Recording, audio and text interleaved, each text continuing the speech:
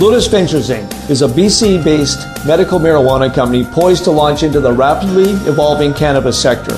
Lotus is in the final review stage of the Health Canada approvals to become a licensed producer, having arranged facility financing of up to $12 million, plus building permits for its prototype indoor production facility. Shares trade under the symbol J on the Canadian Securities Exchange. Visit our website at lotusventures.ca.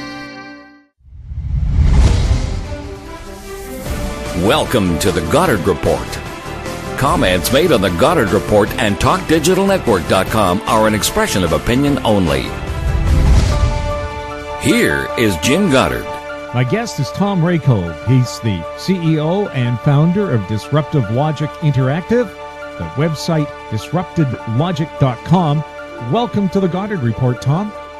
Thanks very much for having me today, Jim. Today we're going to be discussing artificial intelligence. Already we're being told that Tokyo plans to have robo-taxis ready to go when they host the Olympics in just a few months, really. Trucking businesses are saying they may have long-haul truckers out of work in a few years, running big convoys across the prairies and down our highways in the rest of the country. Tom, what is AI, first of all, artificial intelligence? Well, Jim, it's a really interesting question. I mean, basically, when it really comes down to it, AI is using machines to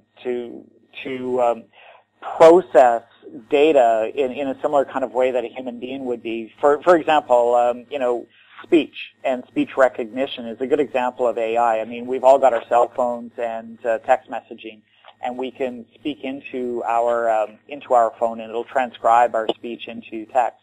That in itself is a form of AI. Even things like visual perception, for image processing. That's another form of AI as well. And essentially what we're using AI for is for advanced decision-making processes. Looking at information around us and trying to evaluate and assess that to make a decision. So whether that's for a business application or, as you said, taxis and the trucking industry or the airline industry. That's to me, that's the basics of AI.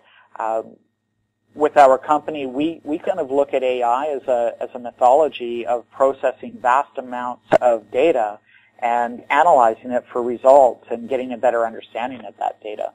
And that's just one basic component of what the whole AI ecosystem is about. Do people find it scary? I think so, and I think they find it scary for the same reason they find anything that they don't quite understand to be scary. Back in the 50s, comic books were the the scary evil that was going to destroy all mankind. In the 60s and the 70s, it was TV. In the 80s and the 90s, it was video games, and now it seems to be AI is the next big threat to our existence. Are we any closer, or are we close to having robots from the future come back and threaten us? Well, I personally don't think time travel is really a possibility except moving forward in time one day at a time. But no, I don't think we're going to see robots come down one day and threaten the existence of mankind. I don't think that's the reality of what AI is about. Is it possible? Because I know we have the founder of Amazon arguing with the founder of Facebook about one saying AI will be evil and will try to get rid of humans, and the other one saying it'll be benign and will be totally helpful. I think, Jim, it really comes down to who's in control of it and how it's being applied. I mean, using AI in weaponized systems, I think, is very, very dangerous. There's all sorts of moral and ethical considerations that come into play. To me, that's where AI can be a bit frightening. But I think overall, with AI, when combined with machine learning systems, and I think more accurately, it's the machine learning part that really scares people.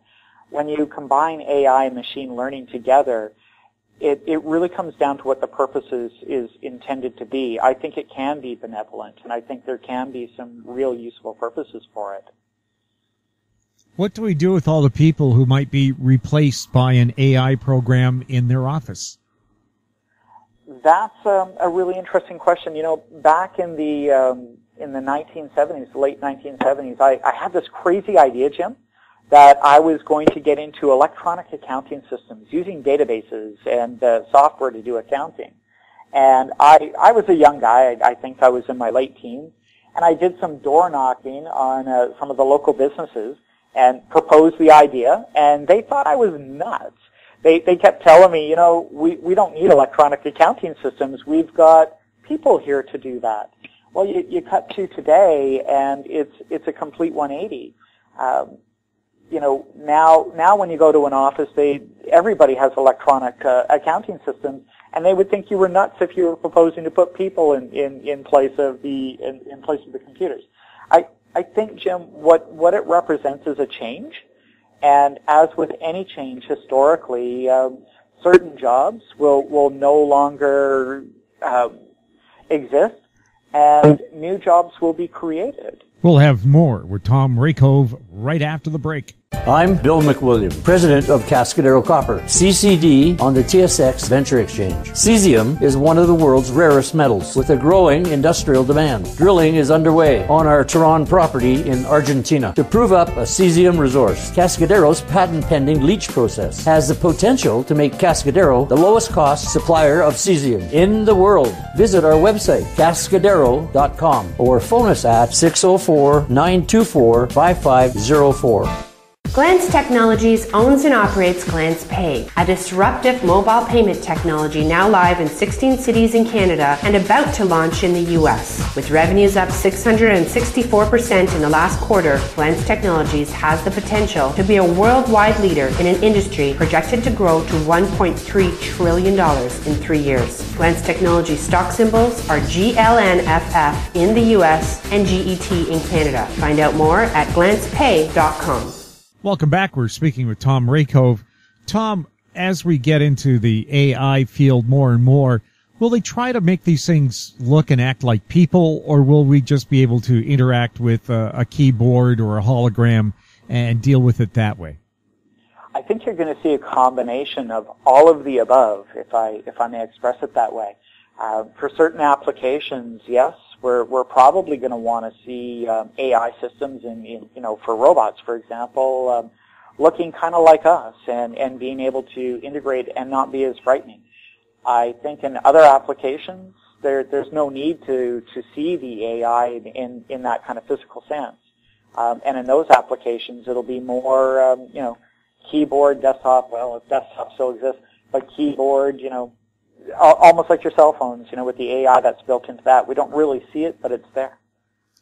Will people demand to deal with a real person instead of an AI entity? I kind of laugh because that's a great question. I love dealing with real people. I absolutely do. And when I'm dealing with an AI and I find out, I get a little annoyed. I like to think I'm an average person, and maybe the average person is just like me, that, we like human-to-human interactions. And I understand the purpose of using AI to take care of tasks that are somewhat repetitive and not necessarily appealing from many perspectives, even from a business perspective. But at the end of the day, I really like integrating with people instead. Well, I mean, I like the Roomba doing the floor, but it doesn't do windows. It doesn't clean the dishes unless you count your dishwasher, but somebody has to load it. Yeah. How advanced would something like that be? It'll pet your cat and keep it happy? I don't know if my cat would be happy being petted by a robot as much as it is petted by a human. But in terms of doing household chores and household tasks, I think we're still kind of a long way off from a robot that is, articulate enough in terms of its movements and intelligent enough in terms of the many, many branching possibilities that comes into play when doing something like cleaning a room. Like you use the example of the Roomba. It's kind of a dumb machine. It just bumps around in the room, going in straight little lines, and its brushes just swirl and turn. It's not dealing with any problem other than oh, I just bumped into a wall, so I'll just change direction. When you start getting into things like, well, there's some carpeting, and there's thick carpeting versus thin carpeting, there's a wall right here, but the wall ends in a foot, so maybe I should travel along the wall. And as you said, the window, there is a window up here, maybe I should clean that window too. That gets into a lot more complex processing than what I think a Roomba can do. And to tackle those kind of situations, I think we're talking about an AI that's probably a long way off. How do quantum physics computers fit into this? Right now, of course, here in Burnaby, they build quantum computers, but they're $10 million each. I think with that, it comes back down to the problem of being able to solve massive amounts of data with many, many branching possibilities. With the application that we're using, for example, in advertising, how do you advertise a soda to a customer? It's not as simple as saying, look, customer is thirsty, therefore serve beverage, soda is beverage, problem solved. I think there's a lot more to it than that. What are the customer's preferences in terms of a beverage? Do they like a large soda, a small soda, a soda in a can, a soda in a bottle, a soda that's chilled, a soda from the store down the street, a soda from, next door? And I think this is where the realm of quantum computing comes into play. It allows us to take vast amounts of data like that, and the many, many different branches that come off. Like each branch that comes off has more branches, which has more branches, and it allows us to analyze and process that, in a very quick way that becomes meaningful for us. And of course, the logic program in a quantum computer isn't binary. It's not on or off. It can be somewhere in between. And that in itself introduces all sorts of different branching opportunities, doesn't it? We'll have more with Tom Raycove right after this. I'm Douglas Mason, President and CEO of Rainy Mountain Royalty Corp., RMO on the TSX Venture Exchange.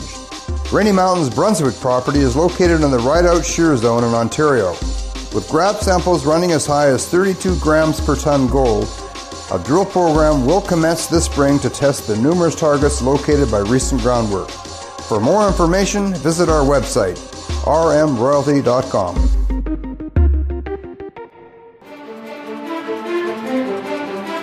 In Goddard we trust. Welcome back. We're speaking with Tom Raycove. Tom, how does AI apply to your company, Disruptive Logic Interactive, and what does Disruptive Logic Interactive do? Well, thank you for asking that question, Jim. It's a really good one. So, Disruptive Logic is a company that specializes in big data related to media. And what we've done is we've taken a look at the advertising model, and we feel that the advertising model is broken. I mean, Jim, let's face it, it's a model that hasn't changed in over 2,000 years. 4,000 years ago, it was a man standing on a rock, yelling out to a crowd of people, and today it's basically the same thing. It's a guy in a TV channel or somebody on a radio station, screaming out messages to an audience that may not necessarily care. We looked at that and we said, look, this is a busted model. Advertising has controlled the entertainment experience for so long, and it just doesn't seem to work anymore. It doesn't work for advertisers. It doesn't work for the entertainment or content producers, and it certainly doesn't work for the audiences that are receiving the messages.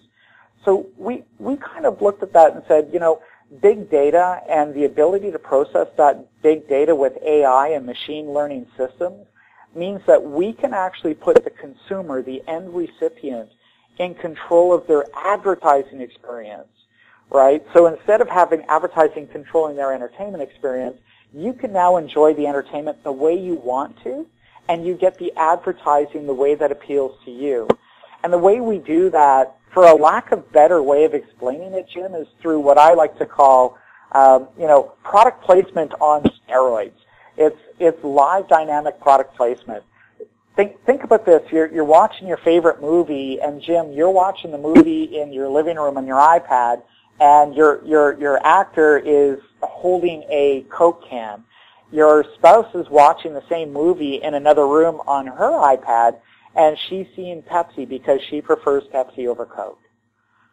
So that's kind of the way that we're looking at it. And the great thing about that model, Jim, is that ad, that product placement, didn't interfere with your enjoyment of the entertainment. It didn't take you out of the entertainment experience. It felt like it belonged. And that's what gets us really excited. And that's basically what we're up to with what we're doing with Disrupted Logic's Catalyst software and ad network. Well, one of the things I find very annoying about going to movies now is you have to see half an hour of commercials before the movie. Is there any way to change that?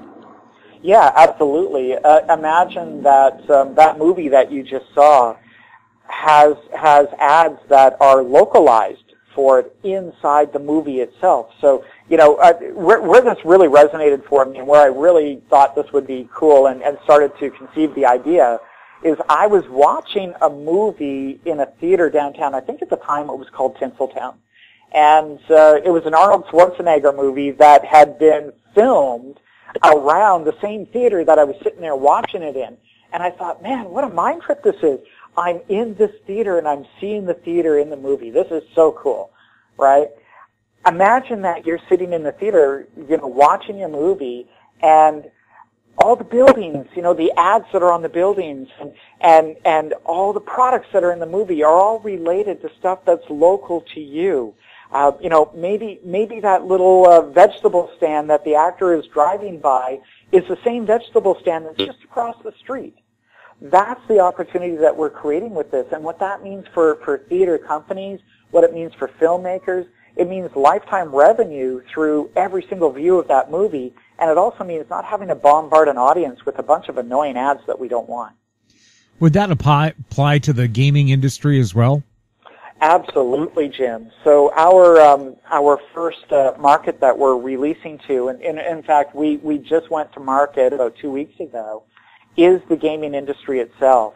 To us it was almost a no-brainer, and fortunately to the game developers and content producers that we've been speaking to, it's a no-brainer for them as well. It really improves the gameplay experience. I know you've played a few games yourself, and we talked about this previously, Jim, is that, when you're playing a mobile game, you see an ad banner on top of the game, and boy, oh boy, if you accidentally click that, you're immediately removed from the game, and you're brought to some random website, and for a developer who worked really hard to get you into the game, that is death. It just doesn't work. So we took that model and switched that out, put the ads into the game as a playable part of the game. So now you as a gamer, Jim, you're playing the game, you're actually looking for the ads. An example of that is imagine you're playing, I'll use our own game as an example, Jim. Our game Dead Core, which is a first-person shooter game where you're shooting zombies. You're walking through a room, your health is being depleted because these zombies are attacking you, and in the corner you see a vending machine. And that vending machine is branded with an actual advertiser that we have, Beaver Buzz. Beaver Buzz is a local energy drink brand. You walk up to that vending machine, you exchange some of your gameplay coins that you've won, your health goes up immediately, and you receive a coupon for a discount on Beaver Buzz at your favorite grocery store. So we're looking at that. Gamers are looking at it. Game developers are looking at it, and they're saying, this has been like a gift from the gods. This is absolutely perfect. Will people be annoyed, or is it so subtle that if you didn't click on it, you wouldn't know? I think what you're going to find, Jim, is that after you've played a game with our ad technology embedded into it, you're going to miss it when you play a game that doesn't have it. In Dead Core, we've got over 60 ads, and so far when we've asked people about how do you feel about the game, how does it look, what do you think of the ads, their response to it was, man, this game is amazing. What ad? I didn't notice the ads. And when you say, well, what about that vending machine? Oh, yeah, of course, that's an ad. You're right. No, I loved it. So, we've really managed to do something that's quite innovative and truly unique. It's a major innovation to the industry. Do people like the fact that they get a real benefit back from their video game? Yeah, they like the double benefit of it, Jim, which is that they get an immediate in-game reward that's of value and important to them during the gameplay that they're engaged in. And they get a secondary award, which is that real-world reward that they can, through the coupon menu system in their game, they can take it to any grocery store or product vendor and exchange it for the discount that the vendor offered them. They really like that a lot. And again, it comes down to the basic principles that we were talking about. It's because we're not interrupting the gameplay that they're engaged in. We're giving them something that actually makes the game a lot more enjoyable and a lot more playable. They play for a lot longer, so the session times go up and the number of sessions go up. Could you see applications for this in the health field? If somebody has a problem, play a game and click on things that might help you. Well, from the gameplay perspective, yes, we haven't explored that a lot, but from the AI perspective, absolutely. When you've collected enough data, and not just about an individual, but the world on a whole, and how things relate to each other, and that interconnected, multidimensional web of relationships, which human beings are very good at processing. When you get a computer that's able to do that same kind of processing, but on a much grander scale, I think you're going to start finding things like, cancer and, common cold, for example, and different things that have been plaguing us for a long time. We're going to start getting a different kind of view and perspective on those, and a much greater understanding, and hopefully something that will lead to actually curing those kind of things. And I could see how it would help public health authorities get the jump on a flu epidemic or something like that, because the information would be immediately collated from all the local doctors' offices as they enter their prescriptions and their diagnosis into their computer. Well, absolutely. And we've been working with a data scientist out of Montana who has been using our AI off and on again. I mean, not exclusively, but he's been using our AI to help predict weather patterns for a plant that he set up. It's a little processing plant that involves an organic component to it. So it's really important to him to know when the sun is going to be present, when the sun isn't going to be present. So he's been using our AI system to experiment with a bit and build that data so that he can actually do that predictive analysis. And he knows that, hey, on Tuesday of next week, it's going to be cloudy. We use a predictive analysis component of it as well to make a determination as to what ad we should be serving to a game player. But you can take it much further than that and use it for many different things. Like to say, you brought up the example of could you use a game to help predict a medical problem. And I think that's, Jim, I'm embarrassed I hadn't thought of that myself. I think that's an absolutely brilliant application of gaming and AI. And if we put something together, we'll have to cut you in for it. Tom, thank you so much for chatting with us. Is there a website people can go to find out more about your company and AI? Yeah, absolutely. You can visit us at disruptedlogic.com. That's disruptedlogic.com. And we've got a bunch of information up there. We also have a link there to our other website, Catalyst, which is spelled in a weird kind of way, CTALYST, and again, .com. And we've got lots of information up there about AI and what we're up to. Thanks again, Tom. Thank you, Jim. Thanks for having me. My guest has been Tom Raycove, CEO and founder of Disruptive Logic Interactive. He was speaking to us from Vancouver. You're listening to the Goddard Report on TalkDigitalNetwork.com. Find us on Twitter at TalkDigitalNet. Our popular YouTube channel is Talk Digital Network. Questions for the show or our guests can be emailed to info@howstreet.com. I'm Jim Goddard. Thanks for listening.